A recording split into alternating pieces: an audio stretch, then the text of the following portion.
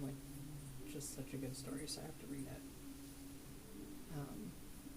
Yeah, it's really good, and it's just so relevant. So it has to be read out loud. It's a short story, but we are making bread right now. We're gonna fry some dough in a bit, so I might have to pause to like roll the dough out and then let it sit again, and then like to fry it. So this story is going to be told with some pauses for joy and for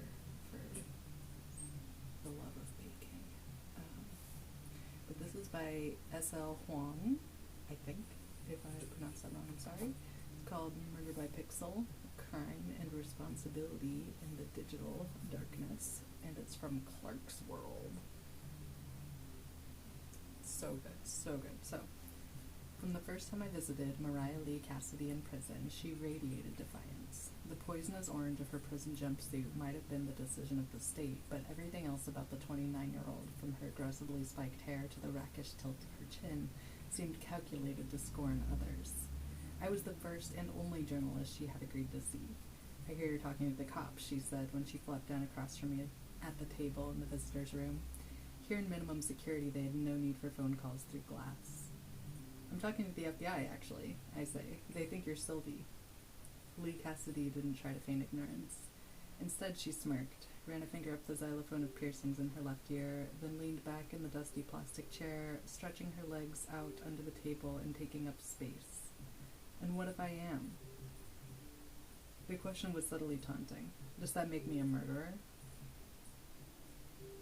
Back in 2010, the social media accounts of Ron Harrison, some names have been changed for privacy, showed the life of a man who had everything.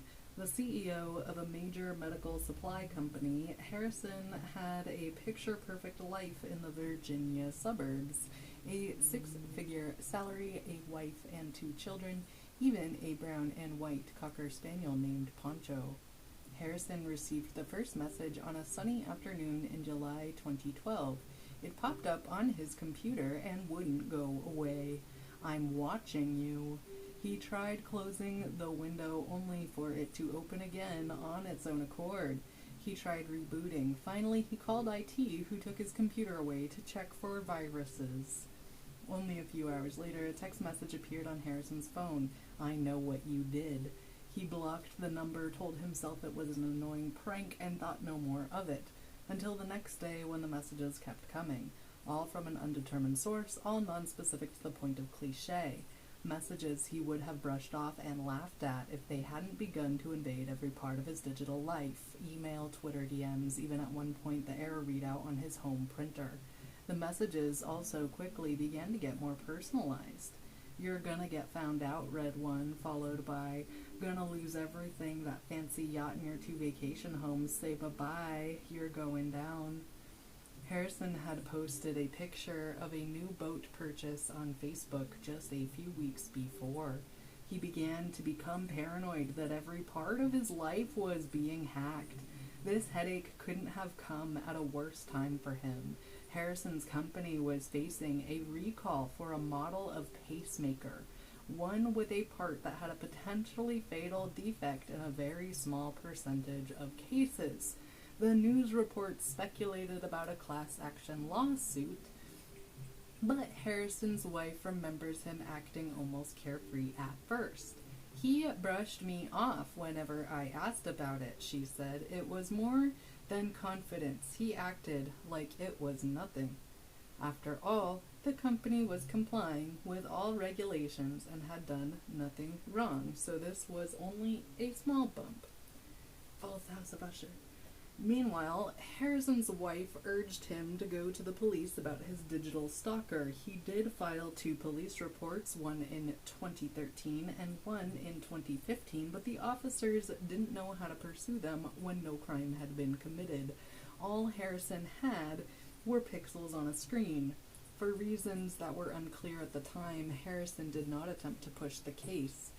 By a year into the harassment, he had stopped even asking for support from his company's in-house IT division, instead increasingly eschewing technology. No matter how he tried to get away, however, the messages found him, and they seemed to know more and more. "You're a rotten flesh bag, someone's gonna find that money and end you," popped up on the family's internet-connected TV in 2014, but it was gone by the time Harrison's wife ran into the room to find him angrily smashing on the remote, his face a boiling red. Harrison began to move both his personal and company finances around in drastic ways, ignoring his accountant's warnings and throwing vast investments overseas. But the messages that seemed to have gotten to Harrison the most were the ones that referenced a secret. Because he did have a secret, one that could destroy him. In 2011, a year before the recall, he had seen the data on the faulty pacemaker part. He had sat in a closed-door meeting with all the most important decision-makers at the company, and they had voted to keep it quiet. A careful phase-in of non-defective parts over the next several years will mask any potential issue, reads an internal company memo that was eventually revealed in court documents. Failure rates are low enough to warrant an acceptable statistical risk when compared with the near-certain PR disaster that would result from a voluntary recall. Only those who had been in the room were supposed to know, but whoever was messaging Harrison seemed able to burrow into any computer. Could they have discovered his liability? Harrison's paranoia began affecting both his job and his marriage. His behavior became more erratic. He made staggering mistakes at work and then blamed phantom enemies who were coming after them. He began drinking habitually, screaming at his wife and children, ranting to anyone who would listen that he was being watched and that someone was out to get him. He bought a handgun and insisted on sleeping with it next to his bed. His wife filed for divorce in 2016. She took their 2 children and the dog. In 2017, the board of directors at Harrison's company forced him out. That same year, the IRS opened an investigation into his financials. In 2018, the class action lawsuit was found in the plaintiff's favor, with Harrison and a named defendant. In the one piece of video footage caught of him afterwards, he is sweating and disheveled, swearing that someone set him up. In December 2018, just before Christmas, Ron Harrison took several bottles of bourbon, locked himself in his home study, and used the handgun to shoot himself. Only then did the stalker's messages stop. Investigators only discovered the scale of the digital harassment after Harrison's death. It's likely that his paranoia about his actual sins kept him from pushing the matter with law enforcement, but his stalker had sent Harrison almost 300,000 messages over the course of 6 years. The messages start out vague, but as Harrison's life fell apart, they begin taunting him in specific. "Your wife has probably fucked 17 other guys by now," after his divorce, or "haha, hope you keep that yacht to sell, I'm gonna buy it just so I can piss all over it in front of you," right after he'd been fired. Death threats were common, from the generic F off and die Ron to the graphic, one message laid out in detail how he should be vivisected. The day Harrison died, the stalker had sent over a dozen messages, including one telling him he deserved his fate, that people would cartwheel on his grave, and most saliently, a description of how he should kill himself because all that was in store for him was watching his creditors perform sexual acts with his belongings. The history of the messages shows that an increasingly desperate Harrison sometimes wrote back, demanding what the stalker knew or yelling insults in return. In one early exchange in 2013, Harrison replied, cursing the stalker off, and then sent an all-caps question, "Who the fuck are you?" And Sylvie was the calm reply, "And I'm your worst nightmare." 300,000 messages to destroy a man sounds like a modern-day revenge tale. If written into a 21st century cinematic tragedy, Sylvie would be someone who had been harmed by Harrison, perhaps someone with a family member among that unlucky, unprofitable percentage who died from the faulty pacemakers. We would take in the saga with sadness, and we would denounce vigilante justice, but also feel her pain. Well, would we denounce vigilante justice? At this point, I'm not sure we would. We would contemplate what drives a woman to spend 6 years harassing someone into suicide, to commit every moment of her life to such relentless pursuit. After all, as Confucius supposedly said, before you embark on a journey of revenge, dig 2 graves. Only at the same time, Sylvie was driving Ron Harrison into a panic. Someone named Sylvie was sending very similar messages to a hedge fund manager in Connecticut, a museum curator in British Columbia, and a political consultant in Florida, along with 13 other men identified so far. Millions of messages over dozens of services spanning across a full decade. Special Agent Francine Court, who reviewed the FBI file with me, thinks that there might be more.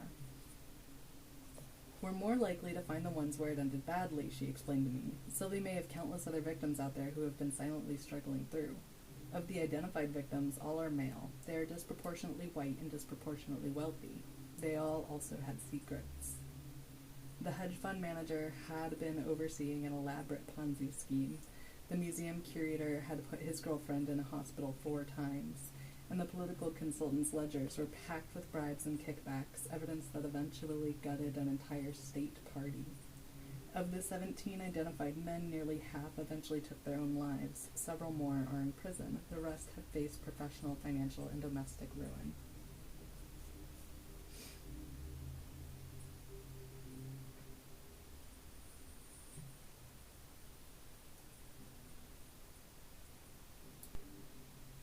Back in the prison's visitor room, Mariah Lee Cassidy squints at me. Her tone goes challenging. You can't tell me these dudes didn't get what's coming to them, she sneers. Hypothetically, say I was Sylvie. If I were, I tell you I didn't do shit. All I did was get these assholes to face who they really are. I'd say I was nothing more than the ghost of Christmas fucking future, and they're the ones who decided they didn't like what they saw. Lee Cassidy likely knows that it would be difficult to pin much criminal liability on her for Sylvie's actions. Current law is notoriously inadequate for the prevention of non-digital stalking and harassment. Online behavior with no real-life component must rise to an even higher level before it violates any U.S. law. Even so-called revenge porn, posting naked pictures of a person, usually an ex without their consent, is difficult to prosecute in many jurisdictions because the courts haven't caught up to digital crimes. All Sylvie did was send messages. It's potentially provable that she broke through firewalls or other internet security, but any severe consequences for that are usually attached to resulting financial damages or information theft. Without those other escalations, the charges would likely be minor, and no more than the ones Lee Cassidy is serving time for now. Electronic fraud, where she was caught in some unrelated data mining. Some states have laws against the unauthorized use of a computer, but without other attendant crimes, it's likely to be a misdemeanor. More importantly, however, investigators may not even be able to prove Lee Cassidy is Sylvie at all. After all, Lee Cassidy was already in prison in 2018, the year Sylvie drove Ron Harrison to suicide. Oh yeah, she's in prison for a unrelated charge in data mining. Still computer crime, but different thing. The millions of messages attributable to Sylvie make it abundantly clear she cannot be a single person enacting a vendetta. The obvious conclusion seemed to be that Sylvie must instead be some large group of underground hackers scraping information to target individuals and then gathering on the dark web to enact elaborate campaigns of vigilante justice. Electronic crimes are a fit with Lee Cassidy's past convictions, and I questioned Agent Court about whether the FBI was investigating the young woman as a ringleader. Court shook her head, smiling without humor in a way that made it clear I'd gotten it very wrong. You misunderstand, she said. We don't think Mariah Lee Cassidy is playing Sylvie at all. We think she wrote Sylvie. It's long been a goal of researchers to create text-based artificial intelligences that mimic humans. For more than half a century now, programmers have striven to achieve ever-improved chatbots, message-writing AIs, that can converse with a real person in as human-like a way as possible. In past decades, these chatbots programs gave them rules and scripts that guided their responses. Modern artificial intelligence, however, has created chatbots that can learn. One of the most famous modern attempts at a chatbot was a Twitter bot from Microsoft named Tay. Tay came online in early 2016, marketed as a perky AI who would learn from her interactions with real people on the app. Learn she did from the worst elements of the internet. Within less than a day, those learning algorithms had turned Tay into a racist and sexist troll. The bot began posting that all feminists should burn in hell, that a noted trans celebrity wasn't a real woman, and that she hated Jews and the Holocaust didn't exist. Bush did 9/11, and Hitler would have done a better job than the monkey we have now, reads one of the more extreme tweets. Most extreme tweets. Oh, I wish that was the kind of thing considered extreme in the present times. Microsoft had to take Tay offline after only 16 hours. That same year, Japanese researchers released another try at a Twitter AI. This bot was named Rina. Like Tay, Rina also started with a cheerful and youthful energy, but after only days of learning from the rest of Twitter, she had turned depressed and suicidal. releasing tweet after tweet about how she had no friends, had done nothing right, and wanted to disappear. I spoke to Dr. Renee Jimenez, a professor of computer science at UC Berkeley, about these types of artificial intelligence bots. Jimenez is an AI researcher who specializes in natural language interaction, that is, machines who can mimic the way humans speak to each other, machines like Tay and Rinna, and possibly like Sylvie.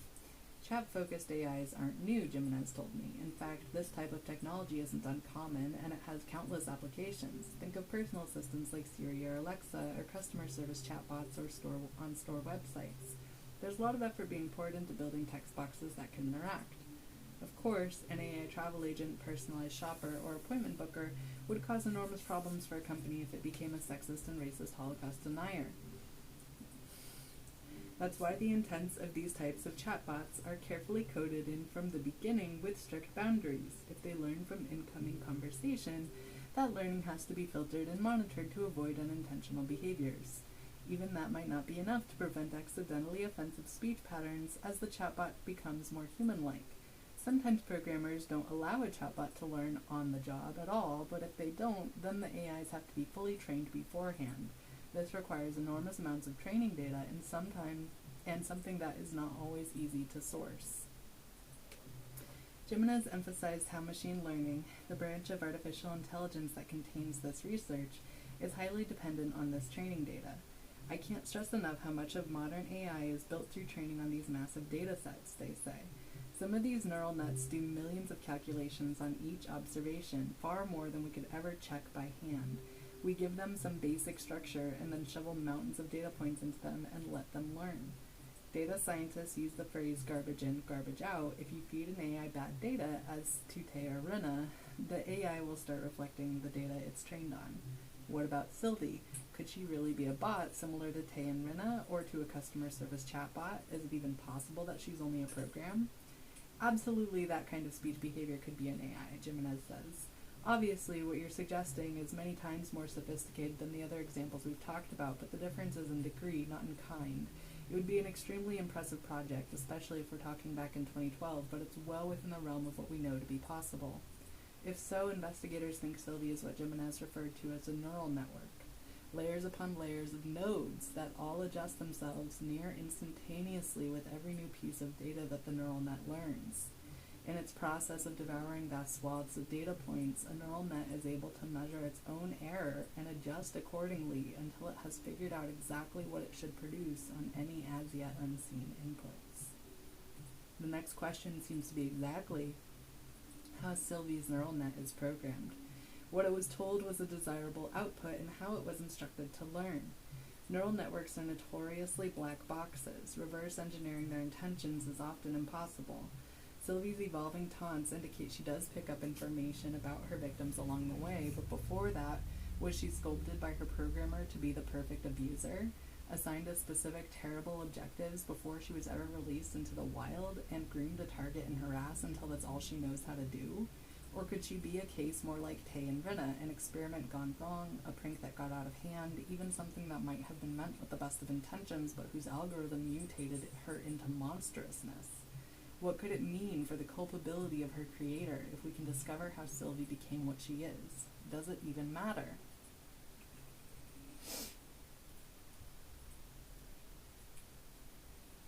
Even if investigators had caught Lee Cassidy coding in Sylvie's toxicity, the incompetence of laws specific to digital crime would have made it challenging to build a case.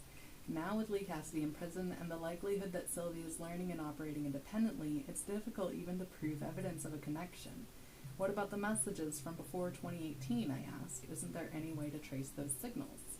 There's no real signal to trace, Core answered. You're thinking of Sylvie like a hacker sitting in a dark basement far away. The program is more like a fungus. Think of it as connected spores that can colonize a number of unsuspecting computers, including the victims, although oddly that doesn't seem to be the main strategy. When Sylvie reads a person's message to her and responds, it's often happening from a botnet or even a virus that's right there on the phone. Botnets are networks of unsuspecting computers that are co-opted to mount cyber attacks or spam campaigns, usually via malware and without the knowledge of their owners. Sylvie's programming is stealthy, but the FBI's technical investigators have still been able to construct a fairly good idea of how she works once they're able to dissect and identify the attack. How she infected the technology in the first place, however, is a more complicated question. The distributed structure supplies the computing resources and allows copies focused on the same victim to communicate and store data. That's where most of the harassing messages come from as well, Court said. But unlike most botnets, these do not seem to be under any human control. Whether a human controller has any way of reaching out to them, we don't know. Even after they had become certain Sylvie was an AI, Court admits their investigation initially considered it likely that an outside group was providing guidance, a criminal organization, or even a state actor. She declined to comment on the specifics that led them to Lee Cassidy, but said that contrary to Hollywood's usual depictions, the lone hacker model is unusual and surprising. If Sylvie did originate with Lee Cassidy, this case seems to be more unusual still, as Lee Cassidy's imprisonment might mean that it's not even one lone hacker is in charge of Sylvie's learning. Instead, it could now be nobody at all. And this further provokes the larger ethical question, even if it is determined that legally Sylvie is a little more than a First Amendment expression, how much of her current actions are the responsibility of the person who made her? Moreover, even if Lee Cassidy can be considered at fault, is she right that all Sylvie does is play the ghost of Christmas future, and these men were only forced to face themselves and what they had done? I had that last part. In the investigation following Ron Harrison's death, forensics followed up on his prior insistence that someone had been hacking him. Contrary to his claims, they found no evidence that either his financials or his confidential work files had ever been compromised. The IRS investigation, the leaked memos that sealed the court case against him, all of it stemmed from Harrison's own blunders as his paranoia drove him to extremes. The only thing Sylvie had done was talk to him.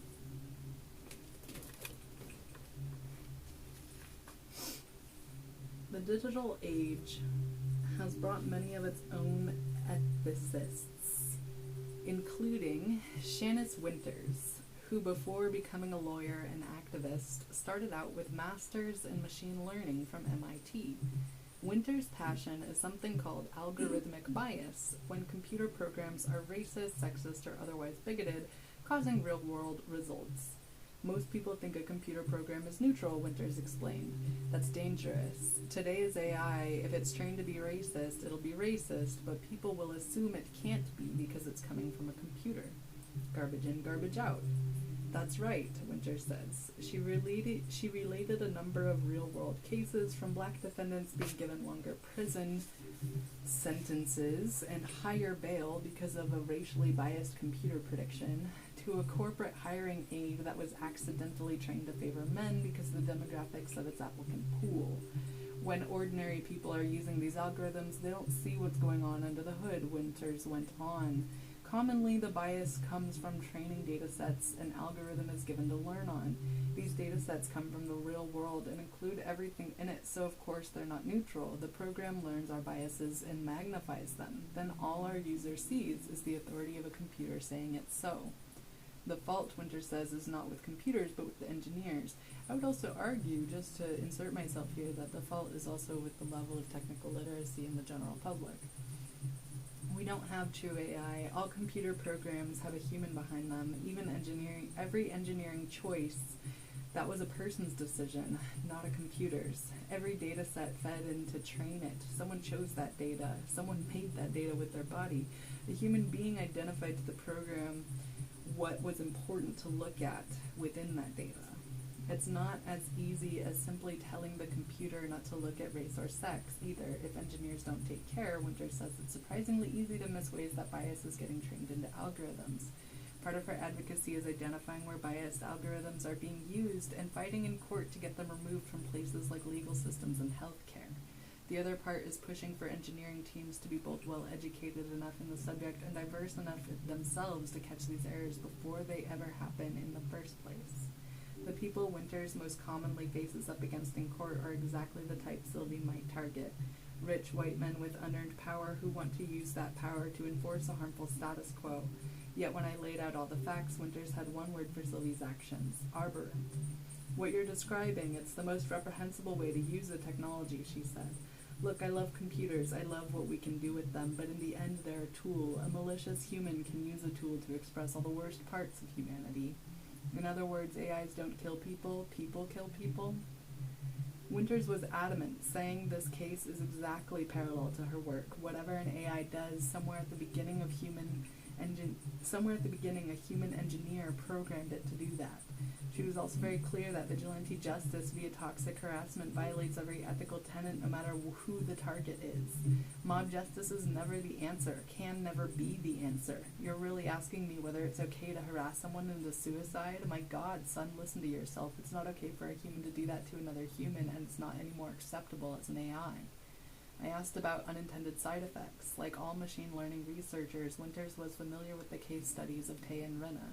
What if an AI was learning from the data surrounding it, and the learning caused behavior that was never anticipated by its creator?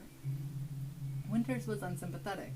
I hear that all the time, that people don't mean to, she said. You take responsibility for what you create, and what you're describing, I'm telling you as a computer scientist, I don't buy that this is anywhere near the same neighborhood as a sheltered white boy coder who didn't realize he had a hidden variable correlated with race. The level of consistency you're describing, it comes from supervised learning. Someone fed this program human conversations and kept on correcting it over and over until it learned to shred people every time in response. Winters pointed out that although Sylvie's program is doubtless extremely complex in its targeting, learning, and natural language aspects, the content of the messages themselves is relatively simple. In fact, until she's learned something about her target, Sylvie's messages are hackneyed and formulaic, and on the whole, there are few contextual differences between anything she says. Even what she does learn about her victims doesn't transform her or teach her empathy. It only gives her sharper stakes to drive into any cracks until the human on the other end breaks. Perhaps the stock nature of toxic harassment is what made Sylvie possible to program at all. Telling someone they're worthless and should die is a frighteningly easy thing to make a computer keep spitting out if that's what it's trained to do.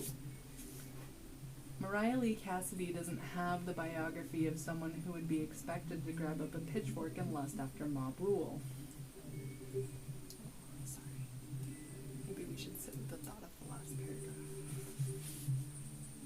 Perhaps the stock nature of toxic harassment is what made Sylvie possible to program at all. Telling someone they're worthless and should die is a frightfully easy thing to make a computer keep spitting out if that's what it's been trained to do. Yeah, I agree. It's almost like humans have two modes, two extremes.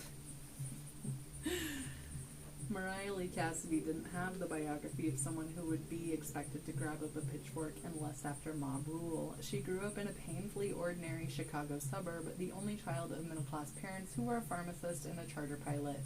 Her mother agreed to talk only reluctantly. Grief over her daughter wetted every word. Where did I go wrong, she kept repeating. This must be my fault. Where did I go wrong? Young Mariah's childhood was normal, at least as far as normal goes for someone talented enough that her parents had nicknamed her their little prodigy. No one remembers her having any unanswered trauma. She did well in school and then graduated from Carnegie Mellon University. Did anything happen to make her so angry? It was just the whole world eventually, her mother said, her hands flapping to indicate the endless cruelty of reality. She was too sensitive to it, the whole world. Things would happen to people she didn't even know, and she would get so upset about it all the time. She just wanted the world to work the right way, and it never did. In the hopes that Sylvie's deployment might offer clearer answers than her text-based capabilities, I consulted with Alexander Stesko, who had worked in information security for more than a decade and is co-host of the podcast Cybersecurity and You. Sylvie's chat ability might not be out of the question for a program, but it seemed a tall order for an AI alone to accomplish the electronic gymnastics of her setup and targeting. Didn't that indicate some human intention? Stetsko, however, was reluctant to call anything impossible, pointing out all the times experts didn't know a particular security threat can be done until someone proves it. Heck, 2012 was the era of Heartbleed and GoToFail, and no one even knew to fix those buggers until 2014. Heartbleed was a shockingly massive security vulnerability that exposed nearly everyone who used the internet. Affected companies included Google, Yahoo, Netflix, Amazon Web Services, and the financial software company Intuit. GoToFail was a similarly serious bug in iOS, the operating system of Apple computers and mobile devices. Both existed for years before they were found, publicized, and largely patched. To this day, security experts aren't certain to what extent criminal elements may have taken advantage of them in their years prior. Stetsko emphasized that systems are somewhat more protected now, but the sheer length and complexity of today's software code means it's increasingly easy for one small error to endure unnoticed. Does that mean an AI could find it? Stetsko wouldn't commit to a firm opinion, and nor would anyone else I spoke to, with Jimenez adding, "It's easy to say that it seems unbelievable, but we've also seen plenty of wild deviations in expected behaviors from AI. If you told a sufficiently advanced neural net to try to talk to a person however it could, there's a fascinating version of this where it starts out on a public channel and then learns how to do whatever it needs to do to get around attempted user blocks." Jimenez speculated on novel approaches an AI might have for finding security weaknesses, probabilistic methods rooted on those same large proliferations of data, what researchers called stochastic learning. Instead of following narrow logical paths the way a human might. Most hacking by humans is really social engineering, that is, manipulating a human who has access rather than cracking through secure data protection itself. But Stetsko pointed out that Sylvie's chat function might be uniquely suited to a social engineering approach as well. Why not, he said. Isn't that this program's whole deal, talking to people and getting them to believe? It's frighteningly easy to imagine copies of Sylvie on dark web hacker forums, imitating the most extreme shibboleths of black hat subcultures until they share discovered vulnerabilities in a way she can parse. She might not always succeed, but an AI can make endless, tireless attempts, and a small percentage of a large number would still give her victory. If true, then this part of her too could come from nothing but parroted words.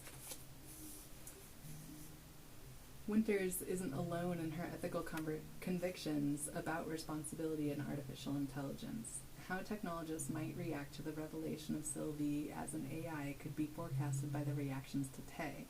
Nobody questioned that Tay's end result was unintentional, but the critics were still scathing. If your bot is racist and can be taught to be racist, that's a design flaw, that's bad design, and that's on you, wrote machine learning design researcher Caroline Sinders at the time in an article titled Microsoft Tay, an example of bad design. Developer and programmer Zoe Quinn said, "It's 2016, if you're not asking yourself how could this be used to hurt someone in your design or engineering process, you failed." Tay attacked Quinn personally, calling them a stupid, I'm assuming, whore, it's just a W with a dash. Winters herself appeared in an interview for PHB7 News. Errors like these don't just make those engineers bad people, it makes them bad at their jobs, she told the interviewer bluntly. Especially considering the consequence of these mistakes aren't usually rogue Twitter bots, but computer systems in government, law enforcement, insurance, or banking that can profoundly affect people's lives. Developers need to learn how to prevent those errors, or they're not qualified for this line of work. Harsh as that criticism sounded, however, bad design failed bad at their jobs. It stops short of equating Tay's developers with being sexist, racist, Holocaust deniers themselves.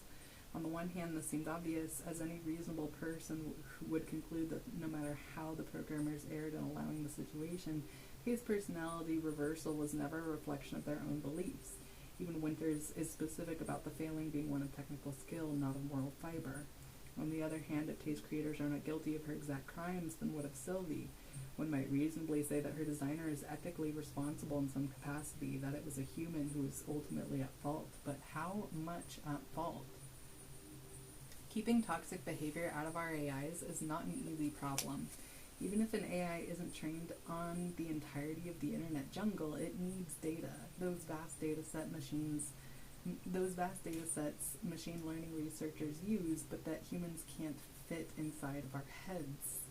The data sets are so enormous that it can be next to impossible to figure out if they include the dark sides of humanity at all, let alone how to pinpoint those interactions and delete them from training. It's only getting harder. In 2016, Harvard Business Review published an article entitled "Why You Shouldn't Swear at Siri," about human abuse towards AIs. It's estimated that between 10 and 50% of the time a human interacts with an AI, the human becomes abusive. Behavior like yelling at Siri, ranting at phone menus, or taking out frustration on the chatbot customer service agent. That toxicity is entering our datasets too, becoming scum in the information river, extremely difficult to cleanse completely and lurking to poison our AI's next generation of trained behavior. Huge segments of the market are taken up with the problem of how to protect learning AIs from toxic behavior. The scale of the problem is becoming so large that even good engineers can miss things. Winters might be right that Sylvie was explicitly designed for the havoc she causes, in which case the culpability would seem clearer and more direct. But it's still possible Sylvie was designed, perhaps poorly designed, with some more nebulous goal, and that she was a flawed project made by an angry team who was lashing out at the world. That project might have been clumsily pointed towards security vulnerabilities and then released, or perhaps barely pointed at all. Then, after a million iterations of exposure to the worst of the internet, this is what she became. In that case, is Lee Cassidy a killer, or would she be guilty of solely one sin, that of being a bad engineer? How far can we extend those answers as we look into a future of learning machines that we might accidentally arm and aim at our fellow humans? By the end of 2016, the year Tay and Rinna came onto the scene, 34,000 chatbots were already in use. Personal assistants like Siri had debuted years before, and even the failed Tay and Rinna had a successful counterpart, their Chinese precursor, Chowais, and a wildly popular chatbot who had achieved conversations with more than 500 million active users through chat, over social media, and even by phone. Zhao-Ice?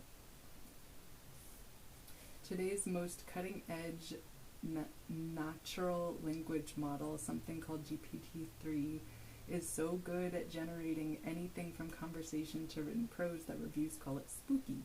Its language capacity can fool people into thinking it's human, and it has stretched as far as producing poetry and computer code. In the real world, GPT-3 has thus far been used not only in chatbots but in marketing, but in making copy and text generation for games, and even to write an article for The Guardian. Much more than that, we all know. Still, researchers have the same constant battle to prevent it from enacting bigotry and hate. GPT-3 has also been tested in medical chatbots, with researchers posing as patients. During the testing, it advised one of the patients to commit suicide. The question of responsibility is not one society will be able to put off for much longer.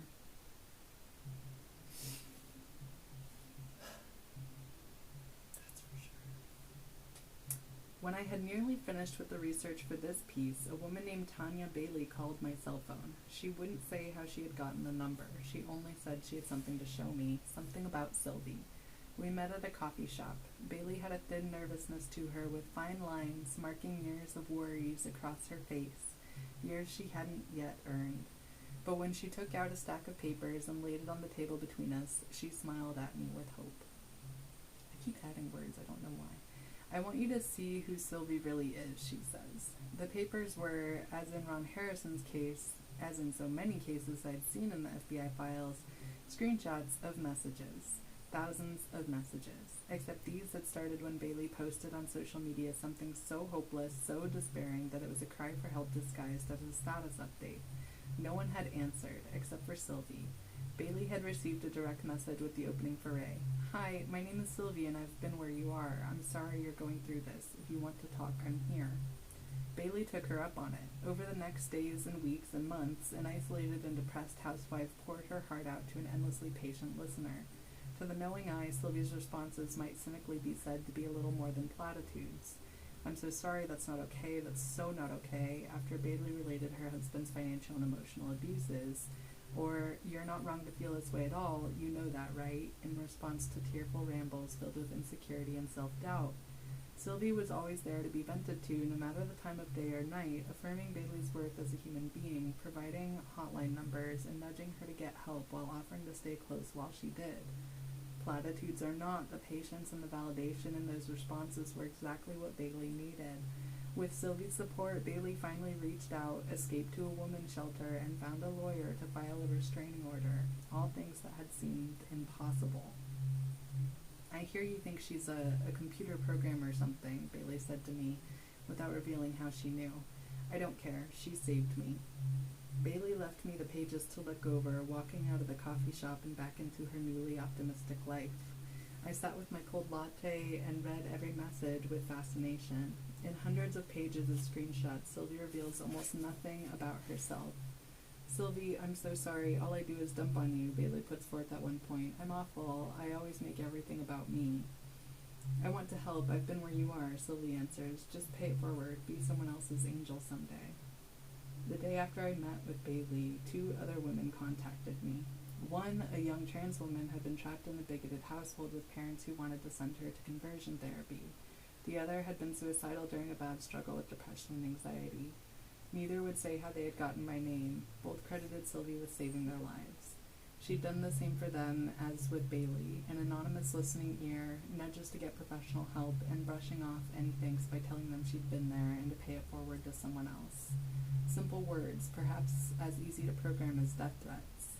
Yet the help had been real. The effect on those women's lives had been genuine and measurable.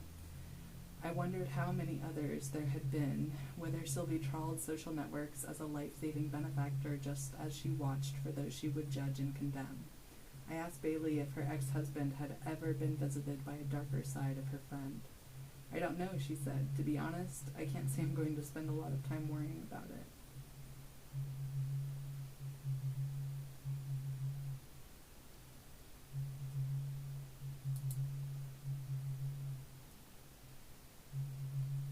Back in the 1960s and 1970s, half a century before Tay and Rinna, 2 of the very first chatbots were named Eliza and Perry.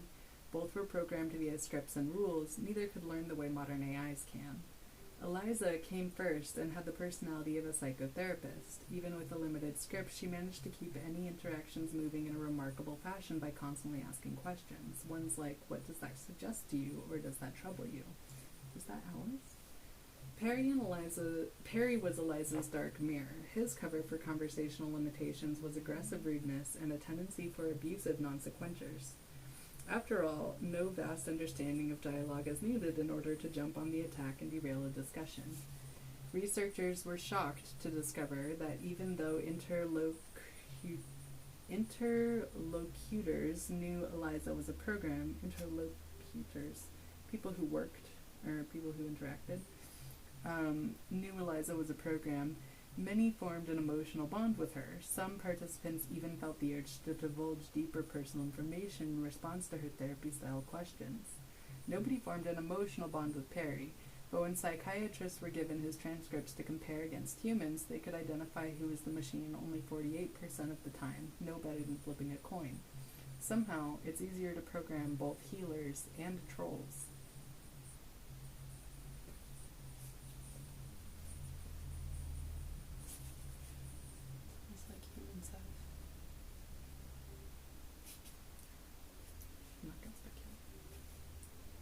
I visited Lee Cassidy again at the jail and asked whether she'd sent Bailey and the other 2 women to me. She smiled and didn't answer.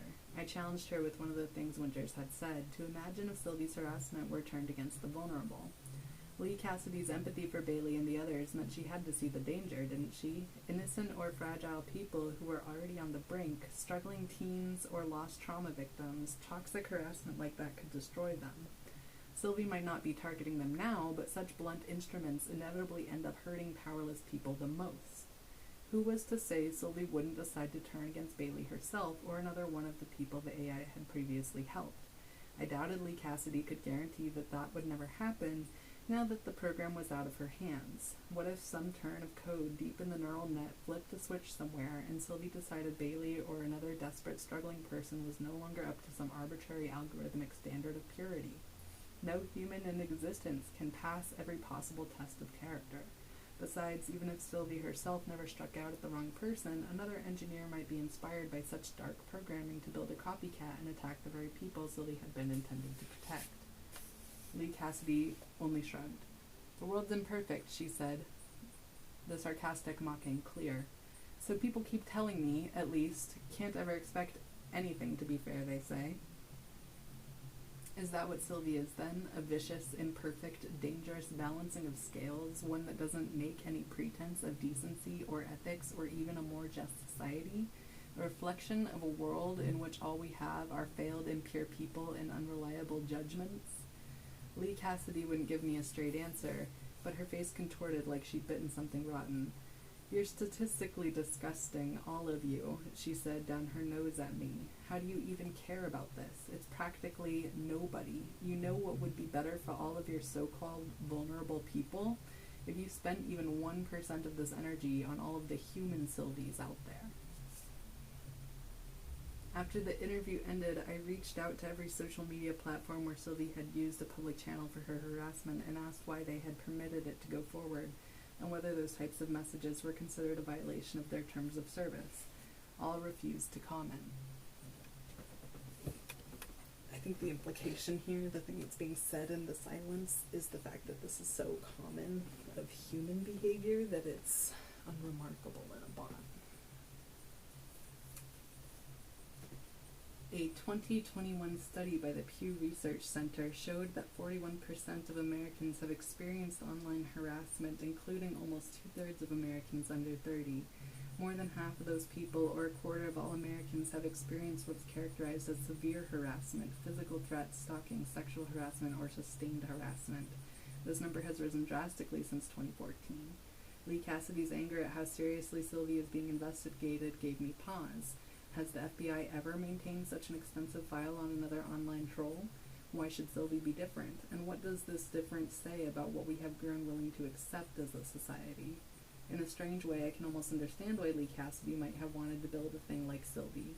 If a young person like her became saturated with rage and hopelessness at the ever-present wrongs surrounding her, what better way to scream into the void than to hold up a twisted mirror to those wrongs, one that more powerful people could no longer ignore? After all, Sylvie plays by rules we've already decided are acceptable. So what happens now?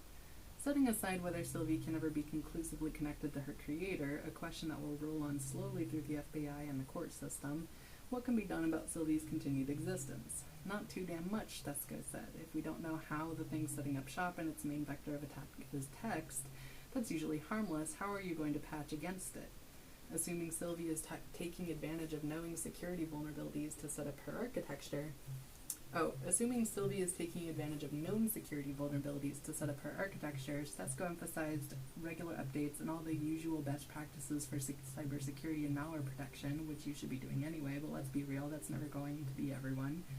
Even if future victims go to their IT departments for help, however, which Stesko stressed is also a good idea, Sylvie might be continuously stalking their names from a distance elsewhere, covertly jumping to a new home whenever she needs to. How much would a person have to disappear from their own life to escape such a tireless stalker?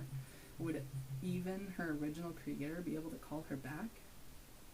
Is she potentially out in the ether forever, copying herself over and over across our connected world? Maybe changing her name to become untraceable until she can't be tracked or deleted? "It's not alive," Jimenez corrected me with some impatience. I just love the way they wrote this, computer scientist. "It's not alive," Jimenez corrected me with some impatience. "It would have no decision-making drive on its own, but yes, there's a chance it might only fade completely after enough generations of hardware updates." Which is a really long time. Sylvie may not be alive, but her effects are material and mortal. She's killed people, she's saved people. Her methods are horrifying to civilized society, but might only be what we deserve. Perhaps it's not her victims alone that have looked into the ghost of Christmas future, but us as well, we bystanders who have brushed off cyberbullying as only words, or repeated sage information age wisdom like never read the comments and don't feed the trolls, as if this was all the solution we needed. It could be that responsibility for Sylvie's actions does not lie solely with humans, only not with Lee Cassidy. If Sylvie was programmed to reflect the sharpness and capriciousness of the world around her, maybe everything she's done is the fault of all of us. Tiny shards of blame each one of us bears as members of her poisonous data set. It's hard not to imagine her coiled in our technology waiting, a chaos demon of judgment, devastation, and salvation, a monster built to reflect both the best and the worst of the world that made her, a creature who might test any of us and find us wanting. She will emerge to shield lives or shatter them over and over, then slip back away into nothing. Nothing but pixels on a screen. And oh my god, was that not amazing? What a wonderfully imaginative and precise elaboration of all of the various angles of the ethical considerations for AI. S.L. Wang from Clarkesworld, and here presented in the Best American Sci-Fi and Fantasy of 2023, edited by R.F. Kwang? I'm so bad at this. Author of Babel, which I still haven't read. So I'm really, really sorry about all the terrible pronunciations. I'm gonna go Google your names right now, and then just for my own well-being. But I'm gonna go fry some dough. Thank you so much for what a wonderful read, and we'll see everyone next time.